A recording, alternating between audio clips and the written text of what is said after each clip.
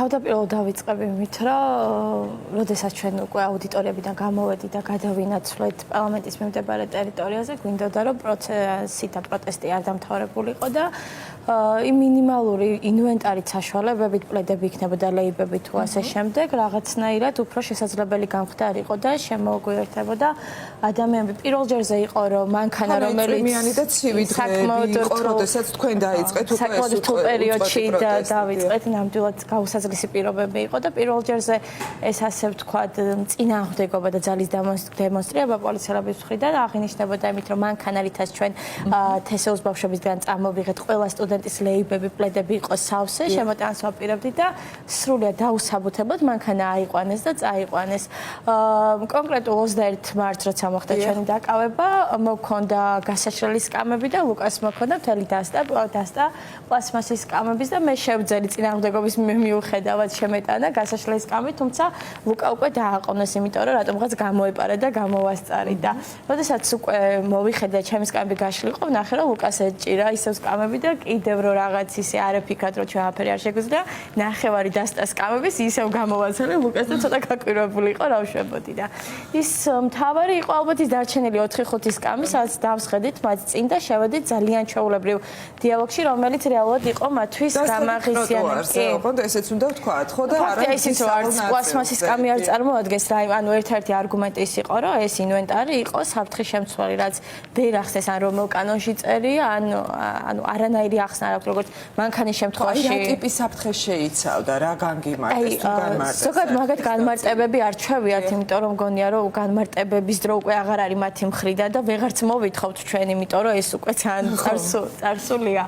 და ფაქტი იყო ის, რომ რეალურად ამ პლასმასის სკამების უკან დგას ის, რომ უნდათ ყველანაირი ძალით შეაჩერონ პროტესტი. ეს არის მთავარი მესიჯი ამ ყველაფრის უკან და ჩვენ ეს ვიცით, რომ აქ არ არის საუბარი იმაზე, რომ პლასმასის სკამი შევეტარე, აქ საუბარია იმაზე, რომ მე ვაკეთებ იმას, რაც გასაკეთებელია, იმიტომ რომ მე მათ ვუთხარი, რომ აქ რეალურად იმიტომ ვდგამ ამ სკამებს, რომ აქ მოდის პატიმარი, უდანაშაულო პატიმარი ახალგაზრდების მშობლები აქ დგანა და ითხოვენ მართალი არალეგიტიმური მთავრობის მმართველებს, მაგრამ ითხოვე როგორც იქნა მოხდეს სამართალი და მათი უდანაშაულო ბავშვები გამოუშვან ციხეებიდან. რეალურად ეს ამ პროტესტში რამდენად დიდი ძალა აქვს ზუსტად სტუდენტებს და მას შემდეგ რაც თქვენ დაიწყეთ, აი ეს უწყვეტი პროტესტი პარლამენტის შენობასთან, ეს ნამდვილად ძალიან მნიშვნელოვანი ტალღის დასაწყისია. ლუკა, მას შემდეგ რაც დააკავეს გოგონები, თქვენ დადეკით ასევე ტროტუარზე და არაგზის სავალ ნაწილზე, ანუ გადაკეთებას ვერ მოგედავებიან და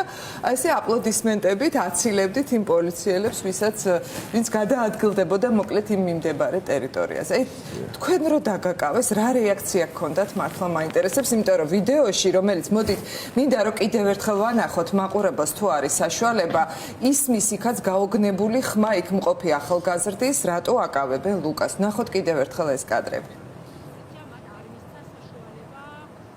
ამისა და მედრად ისმის ჩემი ხმა, იმიტომ რომ მიკროფონის გარეშე ვარ, ანუ გამარჯობა, რადიო თავისუფლების პირდაპირ ეთერში ვარ. აი ანუ რა მუხლი არის ხალხო, მაინტერესებს უბრალოდ რა მუხლია. ამის გამო ადამიანის საყვანა რა მუხლია, თუ შეიძლება რომ ამიხსნათ რა. ლაპარაკის გამო დაიჭირეს ადამიანი.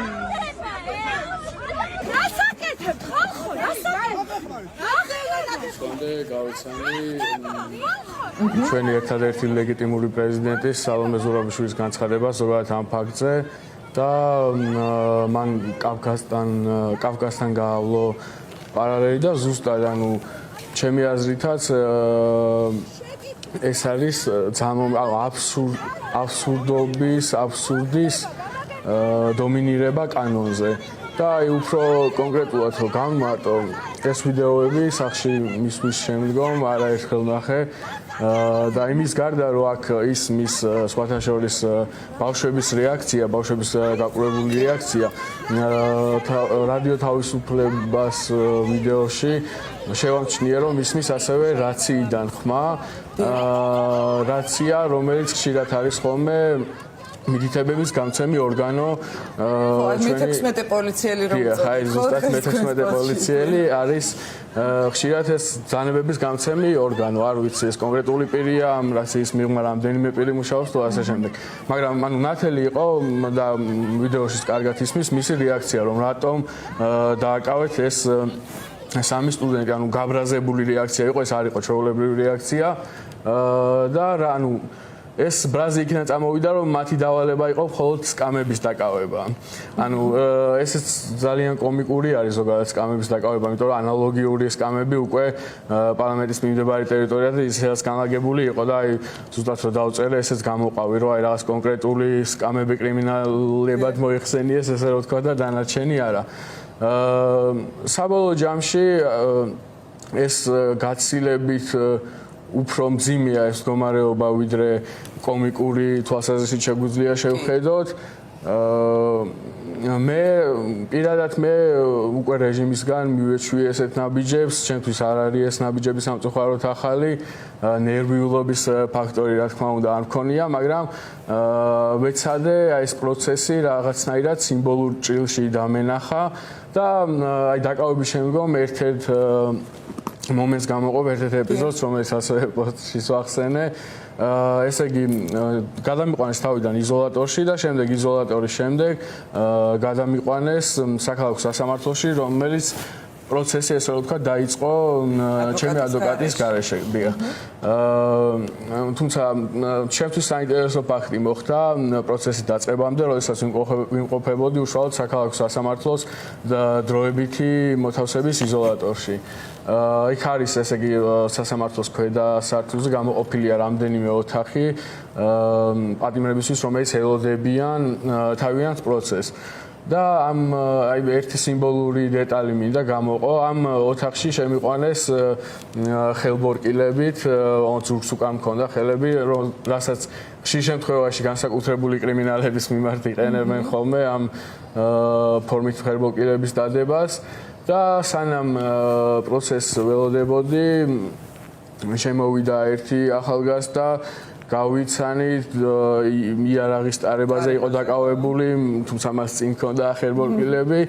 თუმცა საკმაოდ ძილობიანი ახალგაზრდა რაღაც საერთო ენაც გამონახეთ, წარმატებები უსურვე და მისი პროცესი დაიწყო, გავიდა და შემოდის შემდეგი დაკავებული, რომელსაც ასევე წინ ჰქონდა ხელბორკილები, თუმცა შემოსვლის მომენტში ბადრაგმა მოუხსნა ეს ხელბორკილებს და ჩვეულებრივ ხელთავისუფალი შემოვიდა. ამ ესე რომ ვთქვათ იზოლატორში ბოქსში პატარა ოთახია და როდესაც იქ სამწუხაროდ გაცნობის დიდი დრო არ გვაქვს და ერთადერთი პირველი კითხვა რაც გვაფიქრდება მიზეზია რის გამოც იქ მოხდა და ამ მიზეზის პასუხად მან დაასახელა მკვლელობა და აი ჩემთვის აი მომენტი იყო ძალიან სიმბოლური რომ აი ზუსტად ესეთ სახელმწიფოში ვცხოვრობ სადაც მკვლელობაზე დაკავებული ადამიანი შეიძლება ხელებაშვებული იყოს და აქციაზე ტაშის დაკვრის გამო დაკავებული ადამიანი ბორკილებში ბორკილები უზღუდავდეს რაღაც თავისუფლებას, მაგრამ ჩემს შემთხვევაში ვერ ვიტყოდი ესე ან არანაირი ბორკილი ზუსტად ეს არის ლუკა ძალიან სწორად გაქვთ თქვენ აღწერილი მათ შორის ამ დღევანდელ პოსტში და ახლა რასაც ყვებით სწორედ ეს არის რომ რისი ჩვენება უნდა რა სახეს აჩვენებს მთლიანად სისტემა ამ მოქცევით თორე ის კი არა ხო თქვენს გამოგიშვეს კი ბატონო და შეიძლება არც გამოგიშვენ და დაგაკავონ ამასაც ხედავთ ხო ეს 51 ადამიანი სრულიად უდანაშაულად ყავთ გამოკეტილი მაგრამ აი რას აჩვენებს ლუკა ყველაფრით სისტემა. აი ზუსტად მაგ თემაზე მინდა გადასვლა, აი ტყუილად არ ვახსენე რომ ხერბორკილებშიც არ კარგავთ თავისუფლებას. ეს ბიჭები ზუსტად რომელიც თქვენ ახსენეთ არის სიმბოლო ამ თავისუფლებისთვის ბრძოლის. არიან ისინი 4 კედელს მიღმა არიან, თუმცა არიან ამ პროცესის განუყოფელი წევრი და ჩემთვის ეგ ბიჭები არიან ლიდერები, ჩემთვის ის ხალხია ლიდერი, ვინც გაუტეხლა დგას რუსთაველზე 24 საათის შემდგომ ეს სტუდენტი ბავშვები არიან ლიდერები, რომლებმაც თავიანთი პროტესტის არასტანდარტული გზა გამონახეს. ჩემთვის ლიდერები არიან ბიჭები, რომელთთან ერთადაც ვიყავი დასავლეთში ამ თოვლის სტიქიის დროს. ეს ხალხია ჩემთვის ლიდერები ეხლა ასევე ამ მომენტში, როდესაც ჩვენ გადაცემას ვიწერთ, როგორც ვიცი, მიმდინარეობს ბათუმელი მეტროშეს პროცესი. და ესეც ერთ-ერთი ნათელი მაგალითია თუ რას ებრძვის ზოგადად დღევანდელი სისტემა. დღევანდელი სისტემა ებრძვის ჩვენს სახელმწიფოებრიობას, დღევანდელი სისტემა ებრძვის ჩვენს დროშას, დღევანდელი სისტემა ებრძვის დროშას, მედროშეს და ქვეყნის მოყვალ ადამიანს ზოგადად. მე ბევრ რაღაცაზე კიდე მე ამ აქციის და ამ პროტესტის ერთ-ერთი რიგითი წევრი ვარ და შეგიძლიათ აი ადამიანებს, რომლებიც კამერის მიღმა, ეკრანს მიღმა მიყურებთ, შეგიძლიათ თქვენით გაანალიზოთ რისი გავლა შეიძლება მოუწიოს პროტესტის ერთ-ერთ რიგით წევრს. თან მით უმეტეს ცხოვრებაში არც ერთი პარტიის წევრი არ ყოფილა, მუდამ მამოძრავებდა გულწრფელი პროტესტი. და ზუსტად აი დროშის ფაქტზე მინდა გახსენება, რადგან სულ მახსენდება და პარალელს ვავლებ ხოლმე, დაახლოებით 3 კვირის წინ, როდესაც აქციიდან ბრუნდებოდი, ჩემს უმცროს დასთან ერთად ჩემს ქუჩაზე, სადაც იცოდნენ, რომ ხშირად მაგ მარშრუტის გავლა მიწევს სახში მისასვლელად, 4 შავი მანქანა დამხვდა და გადმოვიდნენ შავებში ჩაცმული ბიჭები, ახალგაზრდებსაც ვერ დავარქმევ, ზოგი არც ისე ახალგაზრდა იყო. გადმოვიდნენ და პირდაპირ მოწოდებით ან მომიწოდეს, რომ უნდა გამოგყვეო. ნუ რაც ამ პროცესის რასაც ეს ტაში მოყვა ერთ-ერთი ნაწილი იყო, ესეც ცირკის ერთ-ერთი გამოვლენა იყო. გადამიყვანეს შემდეგ ოპერის ქვევით კრიმინალური პოლიციის განყოფილება თუ არ ვშტები და თუმცა ანუ არაფერი, აი ერთადერთი რაც სურდათ ამ ქმედებით იყო დაშინება, ოჯახის დაშინება, რადგან არ მაძლევდნენ მათთან კომუნიკაციის საშუალებას. გამათავისუფლეს ერთადერთი პრეტენზია, რაც წამიყენეს, ანუ ძალიან ხანგრძლივი კომუნიკაცია ჰქონდა, დისკუსია ზოგადად პოლიტიკურ თემებზე, დაახლოებით 3 საათი და ერთადერთი პრეტენზია, რაც წამიყენეს, იყო ზუსტად დროშა, რომელიც შემოხვეული მქონდა და ერთმა მათგანმა დროშის მოხსნისკაც მომიწოდა, თუმცა ამ დროშას მათგან და კიდე ბევრისგან განსხვავებით ძალიან ბევრი აქვს ნანახი ჩემთან ერთად. მათ შორის ბევრი ჭავლის, ბევრი გაზის უგემია, გერმანიაშიც ერთად ვიყავით ნაკრების საგულშემატკივრად და ძალიან ბევრი აქვს ნანახი ამ დროშას. თუმცა უფრო მეტი აქვს ნანახი მამა ჩემის დროშას, რომელიც აფხაზეთის ომის ვეტერანია და ზოგადად ჩემს ოჯახს ყველაზე მეტად გული რაზეც წყდება არის ის, რომ ჩემს ოჯახს ისევ რუსეთი და რუსები ანერვიულებენ. ჩემს ოჯახს ანუ ამ ქვეყნისთვის საკმარისზე მეტი ნერვიულობა აქვს გამოვლილი და შესაბამისად ამის გამო არის ეს არის ყველაზე დიდი მიზეზი, რის გამოც მე სახლში ვერ ვჩერდები. არ ვიცი, ასევე ზოგადად უსამართლობასთან ბრძოლა, ნებისმიერი შეიძლება მეც ყოფილიყავი იმ ბიჭებიდან ერთ-ერთი და ამის გააზრება ნებისმიერი ჩვენგანი შეიძლება ამის გააზრება არ მაძლევს უფლებას სახლში დავშე. ნამდვილად ასეა და ის ახალგაზრდები, რომლებსაც აი თუნდაც თქვენი სახით თაკო იქნება ეს თუ ის ბიჭები, ვინც აი ყოველი სასამართლო პროცესი, ყოველი მათი სიტყვით გამოსვლა არის აი მართლა არ ვიცი, საოცარი აღფრთოვანების განცდას იწვევს ალბათ ყველა ჩვენგანში. თაკო, როგორ ფიქრობთ თქვენ, აი ხა ლუკა ლაპარაკობდა იმაზე, რომ აი საქართველოს დროშა განსაკუთრებულად აღიზიანებთ, სკამიც აღიზიანებთ, ტაშიც აღიზიანებთ, ზოგადად ახალგაზრდებიც აღიზიანებთ და ქვეყნის თავისუფლებისთვის მებრძოლი ადამიანები ხომ აღიზიანებთ და აღიზიანებთ. მაგრამ თქვენ ხედავთ ხა ძალიან კარგად რამხელა ძალა აქვს თქვენს თაობას და რატომ არის ასეთი განსაკუთრებული სამიზნე, ხო, ეგრეთ წოდებული ხელისუფლების მხრიდანაც. 116 დღეა ხო გრძელდება ეს პროტესტი. თქვენ არ ნებდებით ხელისუფლება ამძლავრებს რეპრესიებს. აი, რა რეაქცია გაქვთ თქვენ ამ დროს, როდესაც ხედავთ, რომ ბოლომდე ყველაფერზე მიდის ეგრეთ წოდებული ხელისუფლება, რომ ოღონდ პროტესტი ჩაახშოს და ოღონდ ახალგაზრდები მათ შორის გააჩუმოს. მე მახსოვს რომ ყველაზე მეტად გამიკვირდა კადრები, როცა ვნახე რომ მეტროდან ამომავალ ახალგაზრდებს ზოგადად აქტივისტ ადამიანებს უმოწონდნენ თქონდა თუ არა საქართველოს დროშა და ნებისმიერი სიმბოლო, რაც მიუთითებს იმაზე, რომ რატომღაც საქართველო გაიყო ორ ნაწილად, საქართველოს დროშიანები და უდროშო ადამიანები და მე როდესაც შეხება მომიწია ახლა პოლიციის რამდენიმე წარმომადგენელთან ჩვენ დიალოგში შევედით, როცა უკვე კახეთის გზატკეცილზე მიგვიყვანეს, მივხვდი რომ საკმაოდ შეიცვალა კრიტერიუმები თუ რის მიხედვით უნდა აიყვანოს დღეს არალეგიტიმურმა მთავრობამ პოლიციის წარმომადგენლები. ისინი არიან ადამიანები, რომელსაც არანაირი პატრიოტული გრძნობა და სიყვარული საქართველოს მიმართ არ გააჩნია. ანუ ფიზიკურად წარმოუდგენელია. მე მახსოვს ერთ-ერთი პოლიციელი შემოვიდა დიალოგში და რატომღაც ჩამოვარდა საუბარი ტალახაძის პარლამენტში ყოფნა არ ყოფნაზე და მისი ერთ-ერთი არგუმენტი იყო ის, რომ მან საქართველოს ასახელა და ამას არავინ არ ეწინააღმდეგება, ჩვენ ყველანი მადილერები ვართ, თუმცა ეს არ ნიშნავს იმას, რომ მე რომ ექიმები ძალიან მიყვარს, მავდგე და ჭირჭირობა დაუმუშაო. თუმცა მას არგუმენტი არ ქონდა ამასთან დაკავშირებით და სამწუხაროა ეს ყველაფერი, რომ ადამიანი მე შემდეგ მითხრა, რომ როგორო ქართული არაფერი არ გიყვართო და ალბათ დაკავების მომენტზე უფრო საშინელი შეგრძნება იყო ეს მისი სიტყვები, იმიტომ რომ კომიკურია, როდესაც 2 წუთის წინ შენ დამაკავე პლასმასის კამების გამო, შენ მეუბნები, რომ მე ქართული არაფერი არ მიყვარს. ჩვენ არ გვინდა ასე შუაში გაყოფილები ვიყოთ, ჩვენ უბრალოდ გვინდა, რომ ის რეალობა დაინახო, რაც ძალიან ცხადია და ასე მართლა როგორც ფულზე და თანამდებობაზე გაიყიდნენ ადამიანები, თქვენ რომ ეს ასე იყო და რაღაც არგუმენტად არ წარმოვიდეს ის ყველა მედალი და ჯილდო, რითაც საქართველოს ასახელა, იმიტომ რომ საზღვრებს გარეთ შენ თუ საქართველოს ასახელი და შიგნიდან უღალატე და შიგნიდან ჩამოანგრიე, ეგ ჩემთვის უკვე ძალიან აბათილებს ერთმანეთს და არ არის ეს არგუმენტი მისაღები ჩემთვის. ხო, რასაკვირველია, თუმცა მე ხო არ მოქმედებს თქვენზე ეს რეპრესიები. აი ამასაც მინდა რომ ხაზი გაუსვათ, რას აპირებთ, როგორ აპირებთ პროტესტის გაგრძელებას. რა თქმა უნდა, როდესაც ზოგადად ამ ბრძოლაში ჩავერთეთ და ძალიან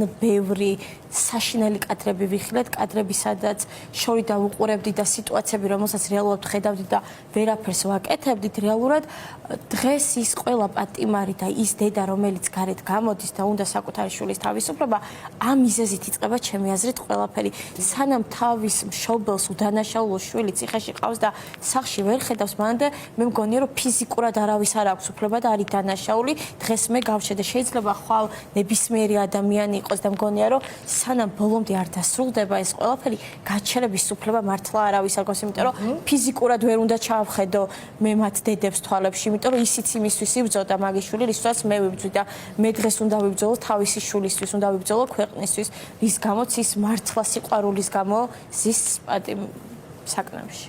ხო, ნამდვილად და ირაკლი მიმინაშვილი ვიცით რომ არის სეუს სტუდენტი და ჯერ კიდევ სეუს შენობაში როცა გაძლევდნენ უფლებას რომ იქ გამოგეხადათ პროტესტი, ჯერ კიდევ იქედან დაიწყო და შემდეგ უკვე გადაინაცვლეთ პარლამენტის შენობასთან და მე ვიცი რომ დღესაც იგეგმება მაყურებელს კიდევ ერთხელ ვეტყვი დიდი აქცია თეატრალური უნივერსიტეტის შენობასთან, სადაც ალბათ თქვენ ყველანი მიიღებთ მონაწილეობას და ძალიან ხშირად ხედავთ ხოლმე კადრებში კიდე ეს ვია ცეცხლაძის დედა თორნიკე ქალბატონი მარიზი, აი სულ ძალიან ხშირად არიან და ვისაც როგორ შეუძლია პრინციპში გამოხატავს ამ სოლიდარობას, იმიტომ რომ კიდევ ერთხელ გავიმეორებ, ყველას ძალიან კარგად ესმის, როგორც ზოგადად პროტესტის, განსაკუთრებით ახალგაზრდების და სტუდენტების პროტესტის უდიდესი ძალა, რომელსაც რეალური ცვლილებების მოტანა შეუძლია ნამდვილად ამ ქვეყანაში და ლუკა, თქვენი პოსტიც ბოლოს ზუსტად აი ასე მთავრდება, რომ 17-ში კი გაქვთ სასამართლო 17 აპრილს ჩანიშნული 12 საათზე ვნახოთ ჯერჯერობით რა გადაწყვეტილებას გამოაცხადებს, არ ვიცით. თუმცა მოლოდინით რა თქმა უნდა ყველაფერს უნდა ველოდოთ, მაგრამ